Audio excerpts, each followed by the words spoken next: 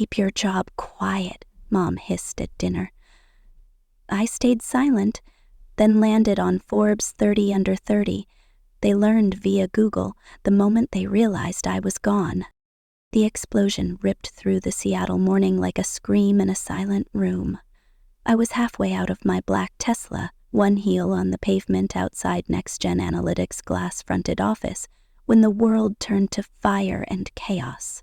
A car parked 3 spaces down, some nondescript sedan I hadn't even noticed, erupted in a deafening roar, sending a shockwave that slammed me back against my door. Shrapnel pinged off the concrete, and the air filled with the acrid stench of burning metal. My ears rang, my vision blurred, but instinct kicked in. I dove behind my car, heart hammering as screams and sirens began to pierce the haze. "Olivia Harper?" a voice shouted, barely audible over the chaos. I peeked over the hood, my breath catching. A figure in a black hoodie stood across the street, face obscured, pointing directly at me before vanishing into the fleeing crowd. This wasn't random. This was personal. Someone wanted me dead, and they knew exactly where to find me. I'm Olivia Harper, 29, CEO of NextGen Analytics, a cybersecurity firm that's been shaking up the tech world with AI that stops hackers in their tracks. We've saved Fortune 500 companies billions, thwarted state-sponsored cyber attacks, and made enemies who don't play nice. But none of that matters at my family's dinner table in our quiet Seattle suburb, where I'm still the kid who plays with computers. My sister, Emma, is the golden child, a cardiologist whose every heartbeat-saving story gets a standing ovation. Me? I get polite nods and a quick subject change. That morning, as I crouched behind my car, the sting of their dismissal felt sharper than the glass shards littering the pavement. If my family couldn't see my worth, maybe this bomb was proof someone else did, someone who saw me as a threat worth eliminating. The police swarmed in, cording off the street, their radios crackling with urgency. A detective with a grizzled beard and a notepad grilled me as paramedics checked for injuries. "Miss Harper, any enemies who might want you out of the picture?" he asked, his eyes narrowing. I forced a laugh, though my hands trembled. I run a cybersecurity firm, pick a hacker group, but my mind was already racing to ShadowNet, a notorious collective we'd humiliated last month by stopping their ransomware attack on a major bank.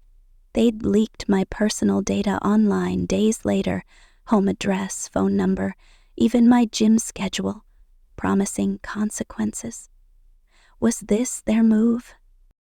As the cops hauled me to a safe house for protection, my phone buzzed with a text from my mom, Linda. "Dinner tonight, 6 p.m. Don't be late. Emma has big news." No mention of the bomb that had just made local news. No "are you okay?" just a reminder to show up and clap for my sister. I stared at the screen, the weight of years of being invisible crashing down. Emma's cardiology awards, her perfect life with her neurosurgeon fiancé Liam. They were the family's pride. My $500 million 0-cents company? My Forbes 30 under 30 nod? Tech nonsense, my dad James called it once, not even looking up from his steak. I'd stopped trying to explain my work years ago, but the bomb changed everything. If I was going to survive, physically, emotionally, I needed to stop hiding who I was, even if it meant blowing up the family dynamic as thoroughly as that car had blown up my morning.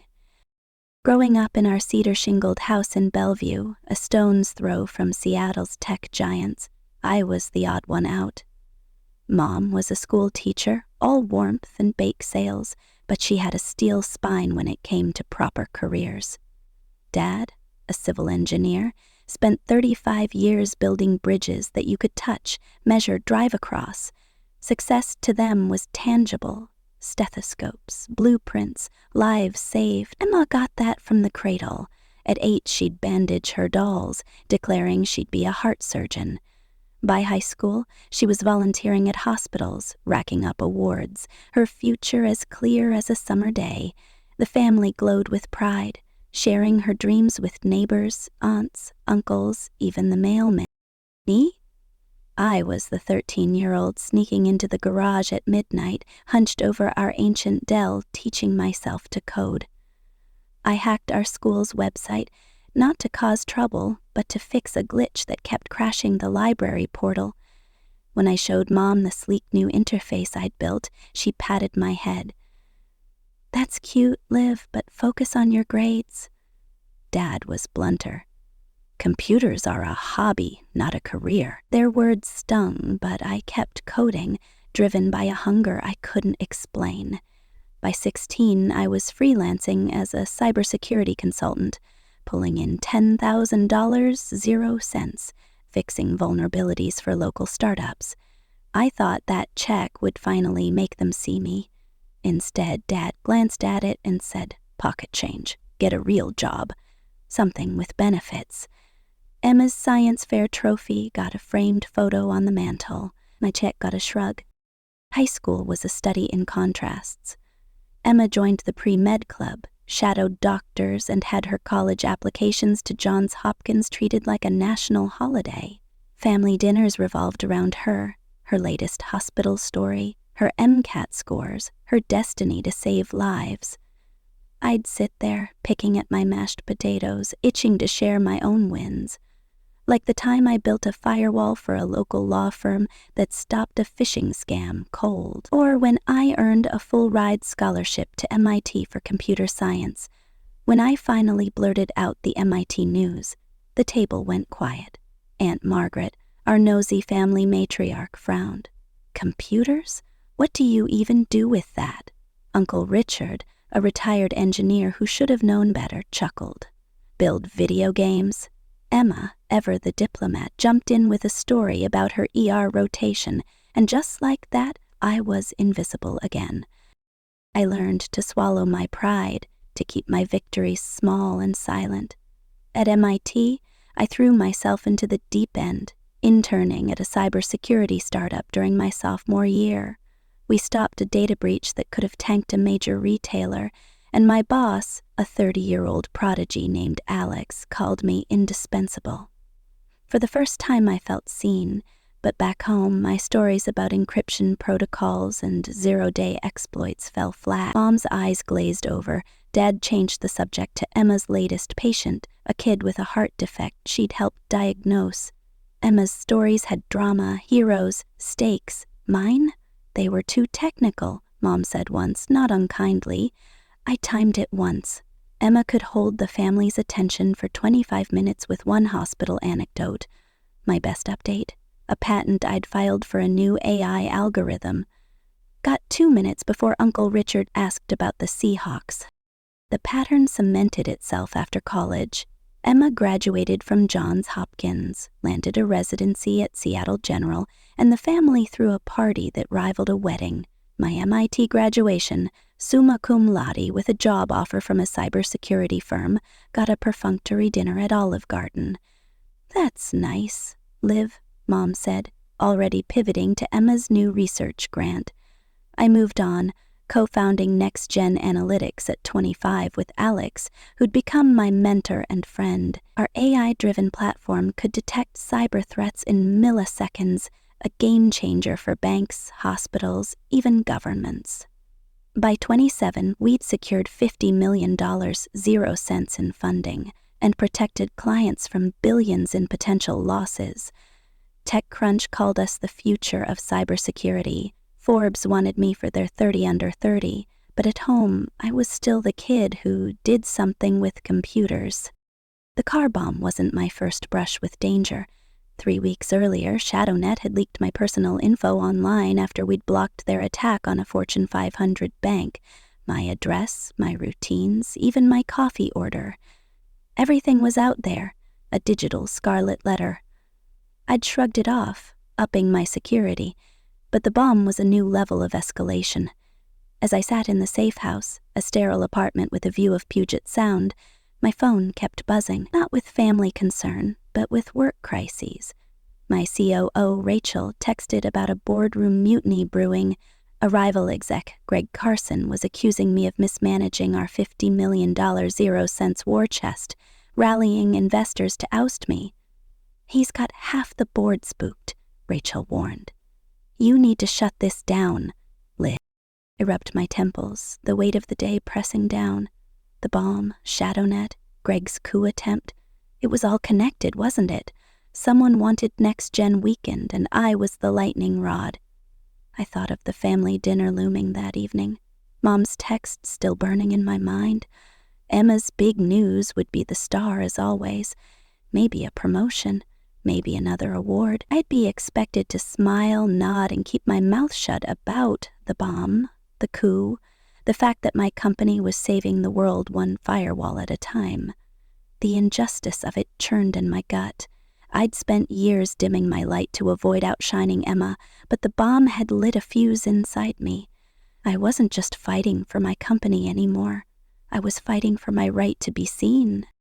I drove to my parents' house under police escort, the Seattle skyline fading into suburban cul-de-sacs. The safe house was temporary, the cops said, until they could trace the bomb.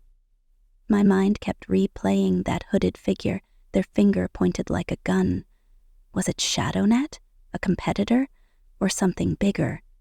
Next Gen had recently exposed a Chinese state postman hack targeting U.S. infrastructure, and the fallout had been intense. Diplomatic cables, veiled threats, and now, maybe this. I pushed the thought aside as I pulled into the driveway, the familiar cedar house glowing with warmth. Inside, it would be anything but. The dining room was a tableau of middle-class comfort, Mom's heirloom china, Dad's favorite Merlot, a bouquet of lilies for Emma's inevitable triumph. Emma sat at the head of the table, radiant in her scrubs, Liam at her side, all chiseled jaw and quiet confidence. Aunt Margaret and Uncle Richard were there too, their faces expectant. Mom greeted me with a quick hug, then a whisper that cut deeper than any shrapnel.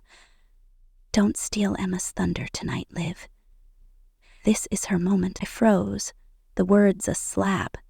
My car had nearly been blown to bits, my company was under siege, and I was being told to stay small.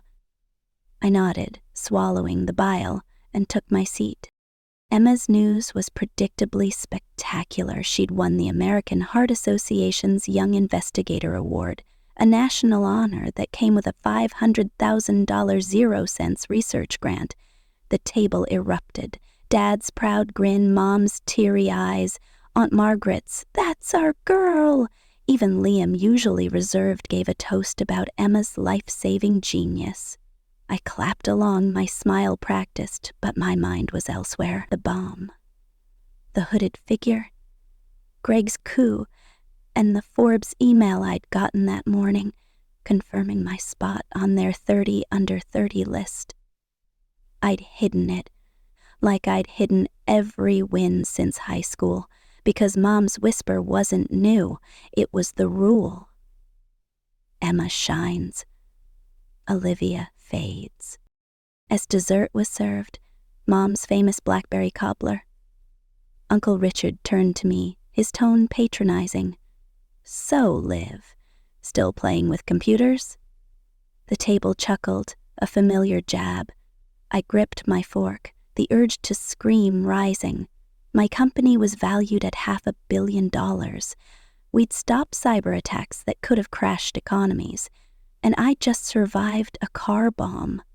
But to them, I was the kid who played with computers. I opened my mouth, ready to unload, when my phone buzzed under the table. A text from Rachel. Greg's calling an emergency board meeting tomorrow. He's got proof you misled investors. We're bleeding clients. Fix this. The room spun. A coup, a bomb, and now my family's casual dismissal, all in one day. I excused myself, mumbling about a work call, and stepped onto the porch. The cool Seattle air hit my face, grounding me. I dialed Rachel, my voice low.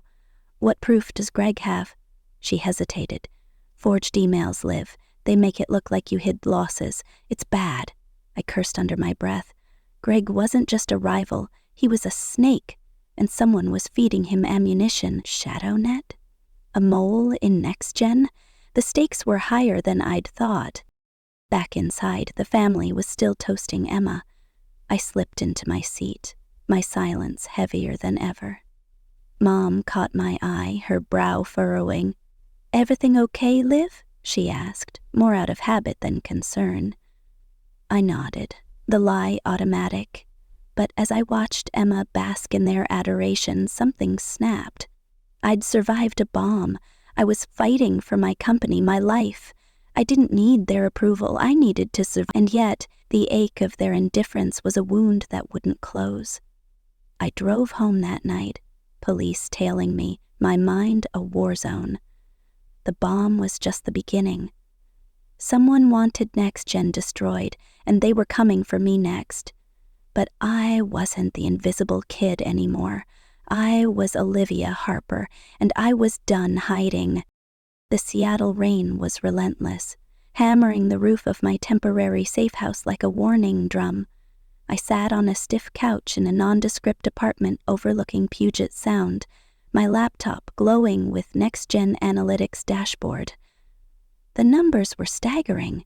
10 million users, $500 million, 0 cents valuation, and a cybersecurity platform that had just thwarted another ShadowNet attack. But my eyes kept darting to the window, where the city's lights blurred into a haze of paranoia. The car bomb from yesterday wasn't a one-off. It was a declaration of war, and I was the target.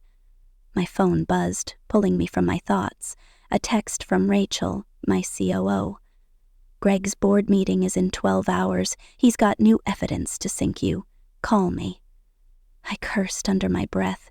Greg Carson, the snake in my boardroom, wasn't just gunning for my job. He was orchestrating something bigger. And my family, blissfully unaware, expected me at another dinner tonight to toast Emma's latest triumph.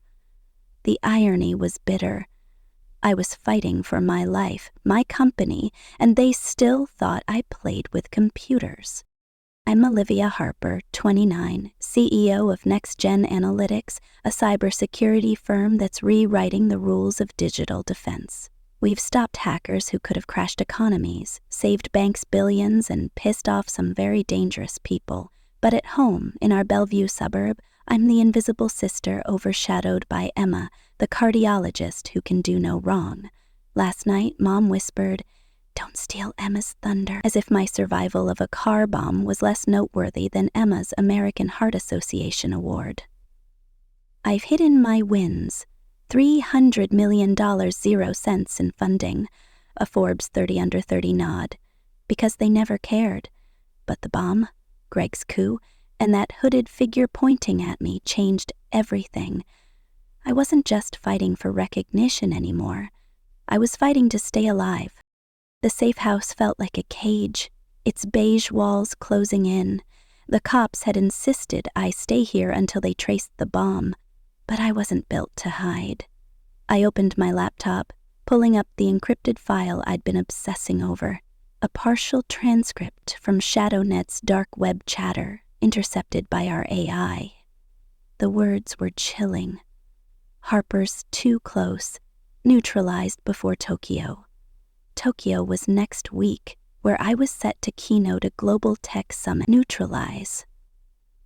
The word echoed, tying my stomach in knots. Was the bomb their first shot? Or just a warning?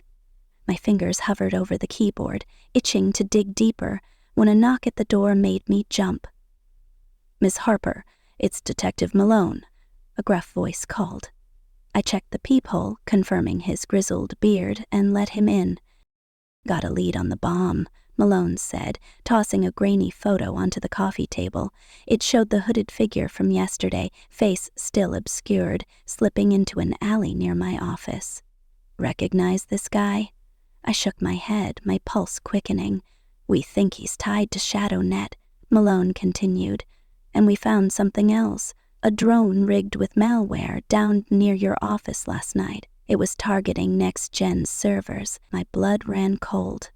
A drone attack? That was new, even for ShadowNet.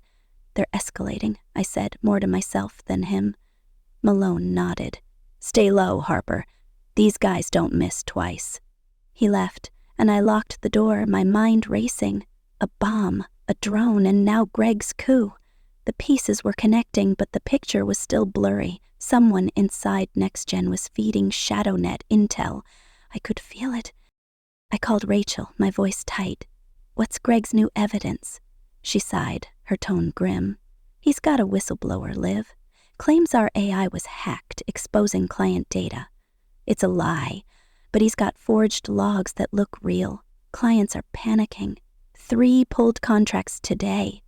I gripped the phone, fury rising. "A whistleblower? Who?" Rachel hesitated. "They're anonymous, but Greg's parading them like a trophy. If you don't shut this down at the board meeting, we're done." I hung up, my mind spinning. A fake whistleblower, forged logs, and a drone attack, all in 24 hours. This wasn't just a corporate power grab. It was sabotage, and Greg was either a pawn or the mastermind. I needed proof, and I needed it fast. The clock read 4 p.m., 2 hours until Mom's dinner, where Emma's latest fellowship at Johns Hopkins would be the main event. I should have been prepping for the board meeting, digging into ShadowNet's chatter, or tracking that drone's origin.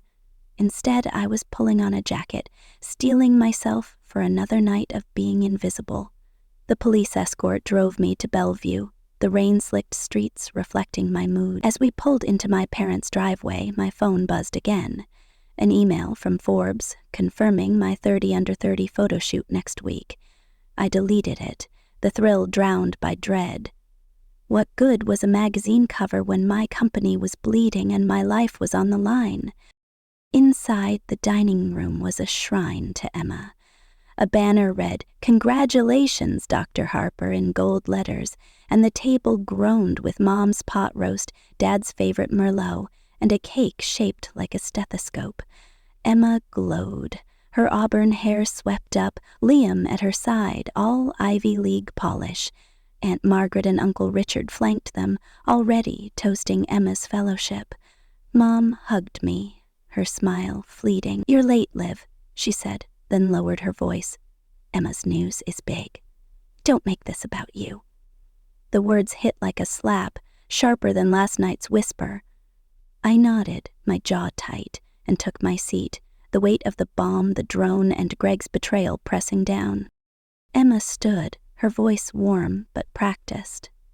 "I've been accepted into Johns Hopkins Advanced Cardiology Fellowship," she said, pausing for effect. "It's a 2-year program fully funded, and I'll be training under Dr. Elena Voss, the pioneer of minimally invasive heart surgery." The table erupted, Dad's booming laugh, Mom's teary clap. Uncle Richard raised his glass. "To Emma, saving lives one heart at a time." I clapped, my smile a mask, but my mind was elsewhere. A drone rigged with malware, a whistleblower tearing my company apart. And that word from ShadowNet's chatter, "neutralize." I glanced at Emma, radiant in her moment, and felt a pang. She deserved this. But why did her light always have to dim mine? As Mom served the cake, Uncle Richard turned to me, his smirk familiar. "So, Liv, still playing with computers?" The table chuckled, the jab as old as my coding days. I gripped my fork, the urge to scream rising. My company had just protected 100,000 corporate clients from a global cyber attack. TechCrunch called us unstoppable, and I'd survived a car bomb. But to them, I was a kid with a laptop, something like that, I said, my voice flat. Mom shot me a look. "Don't ruin this." My phone buzzed under the table, a text from Alex, my co-founder. "Drone's malware traced to a next-gen server. Someone's leaking our code. Check your email now." My heart stopped. A mole inside NextGen? This was worse than I'd thought. I excused myself, mumbling about a work emergency, and slipped into the hallway. Alex's email contained a log file, encrypted but damning. Someone had accessed our core AI code last week, uploading fragments to a dark web server linked to ShadowNet. The access came from an internal IP. Someone on my team. My mind raced through names. Rachel, loyal but overstretched. Priya, our lead engineer, brilliant but secretive. Greg, the obvious suspect but too blatant. I forwarded the log to our security team, my fingers shaking. If ShadowNet had our code, they could weaponize it, turning our AI against our clients, banks, hospitals, governments. Everything we protected could collapse. Back at the table, Emma was sharing fellowship details, her voice animated. "The program includes a research grant to study congenital heart defects," she said, eyes shining. Dad leaned in, rapt. "How many patients will you help with that?" I sat down, half listening, my mind on the mole. Who was betraying me, and why now, with Tokyo looming? Aunt Margaret caught my eye, her brow furrowing. "You okay, Liv? You look distracted." I forced a smile. "Just work."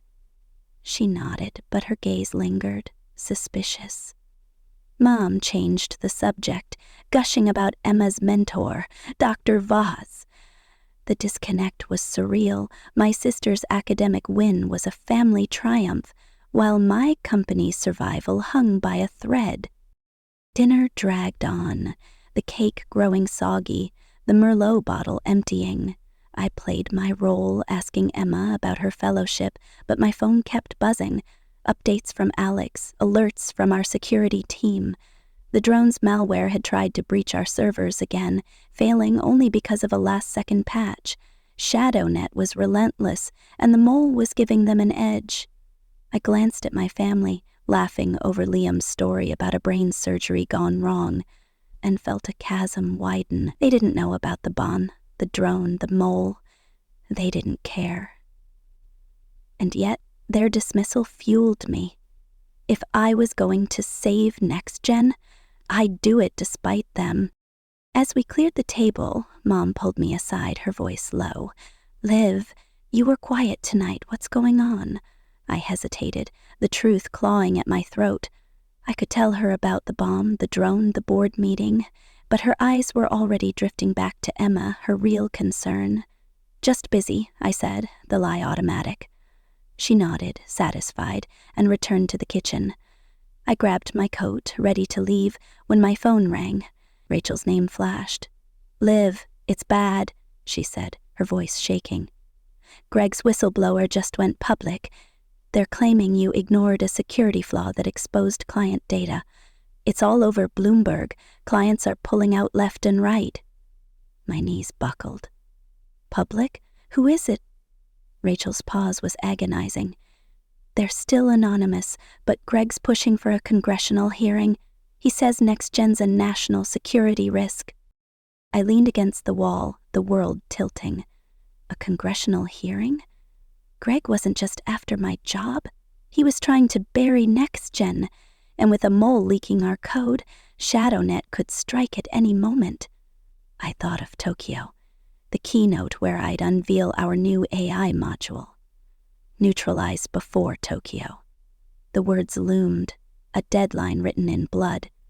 "I'm coming to the office," I told Rachel. "Prep the team. We're fighting this." I hung up, my resolve hardening. Greg, ShadowNet, the mole. They thought they could break me. They were wrong. Outside, the police escort waited, their cruiser idling in the rain. I climbed in, my mind a storm of plans and fears. The drive to NextGen's office was a blur, Seattle's neon lights streaking past. At the office, Rachel and Alex were waiting, their faces grim. "Bloomberg's running the story on loop," Alex said, pointing to a TV in the conference room. A pundit was tearing into NextGen, quoting the whistleblower's claims. Olivia Harper's negligence put millions at risk. My stomach churned. It was a lie, but lies spread faster than truth. "We need to trace the mole," I said, slamming my laptop open. "And we need to bury Greg's forged logs before the board meeting." We worked through the night, coffee cups piling up, our security team dissecting the drone's malware and the leak code. By 3 a.m. we had a lead, the internal IP traced to Priya's workstation. Priya, our lead engineer, who'd been with me since MIT. My heart sank. Was she the traitor, or was someone framing her? I sent her a text, casual but pointed. Need to talk about server logs. You free? No response. My gut twisted.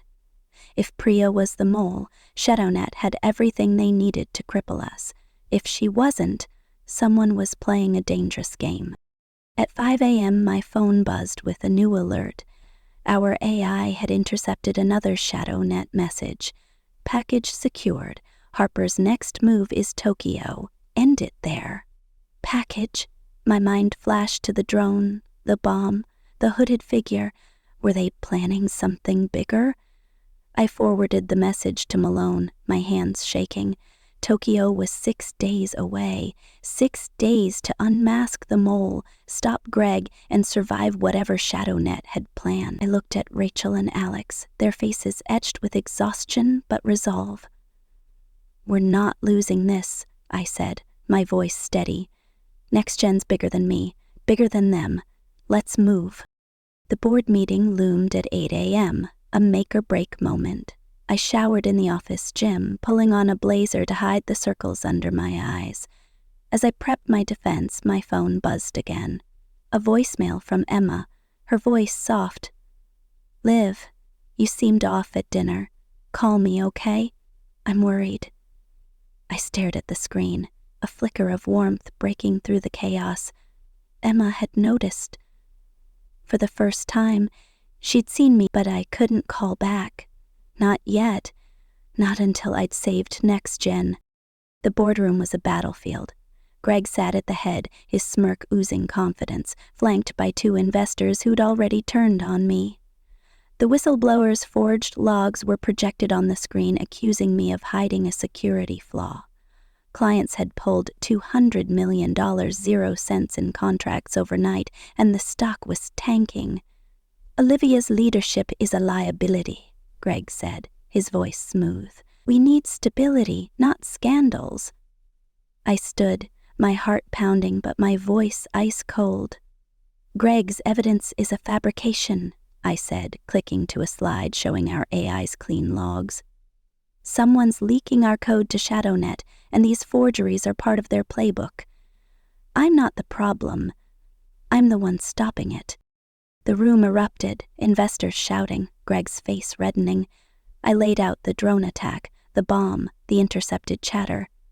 We're under siege, I said, and someone in this room knows more than they're saying. My eyes locked on Greg, but his smirk didn't waver. The board voted to delay my ouster, giving me 48 hours to prove the forgeries. It was a reprieve, but a slim one. As the meeting ended, Greg leaned in, his whisper venomous. You're out of your depth, Harper. Walk away before it's too late. I met his gaze, unflinching. Try me. I left the boardroom, adrenaline pumping, only to find Priya waiting in my office. Her face was pale, her hands twisting. Liv, I got your text, she said. I didn't leak anything. Someone used my login, I swear. Her eyes were desperate, but doubt gnawed at me. Then help me find who did, I said, handing her the log file.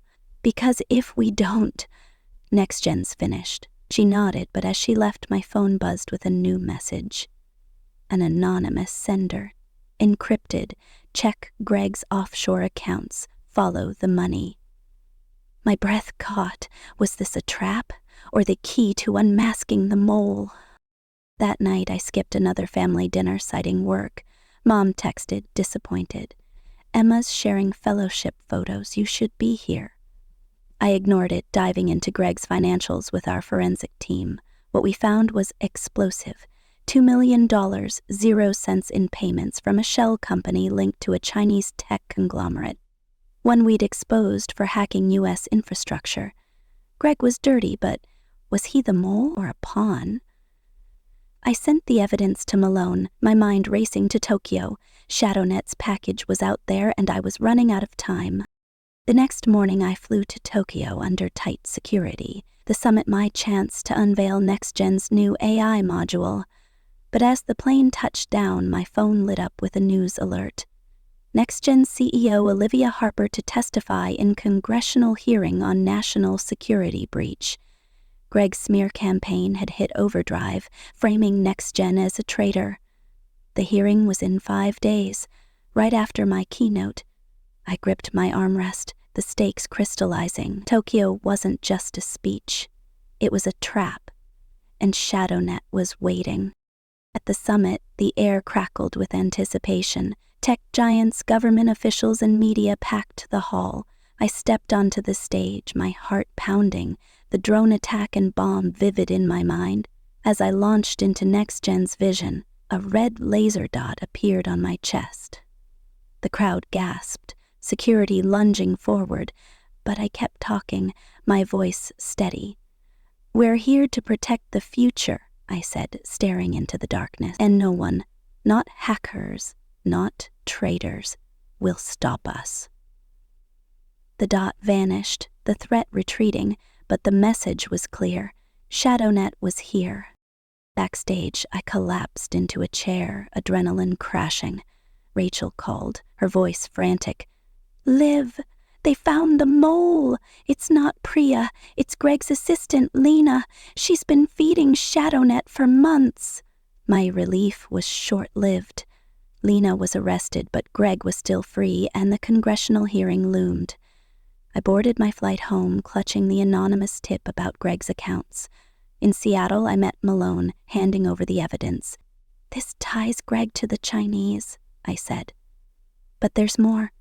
ShadowNet mentioned a traitor in my circle. I think it's bigger than Greg." Malone's eyes narrowed. "Like who?" I didn't answer, but a name burned in my mind. Senator Hale, the one pushing the hearing. Was he involved? The hearing was a circus, cameras flashing, Hale grilling me on live TV. "Miss Harper, did NextGen's negligence enable foreign hacks?" he demanded. I leaned into the mic, my voice cutting through the noise. "NextGen stopped those hacks, Senator. The real question is who's paying to discredit us." I presented Greg's financials, the room erupting. Hale's face paled, but he recovered, adjourning the hearing. Back home, I faced my family. Aunt Margaret's Google search exposing my Forbes cover. Their shock was raw. $500 million, 0 cents, 10 million users, a tech titan they'd ignored. "Why didn't you tell us?" Mom cried. I looked at Emma, who nodded, admitting their bias. "Because you never asked," I said, tears falling. "But I'm done hiding." The dam broke, emotions flooding. Dad hugged me, his voice breaking. "We were wrong, Liv." Emma vowed to learn my world, and Uncle Richard, chastened, asked about my AI. Healing began, fragile but real. Days later, our AI stopped ShadowNet's final attack, a global ransomware plot, saving markets from collapse. Greg was indicted, Hale exposed as a conspirator. I stood in NextGen's office, watching Seattle's skyline, my family's support a new anchor. I'd fought bombs, drones, and betrayal, but the real victory was being seen, not just by Forbes, but by the people I loved. The war wasn't over, but I was ready. I was Olivia Harper, and I was unstoppable.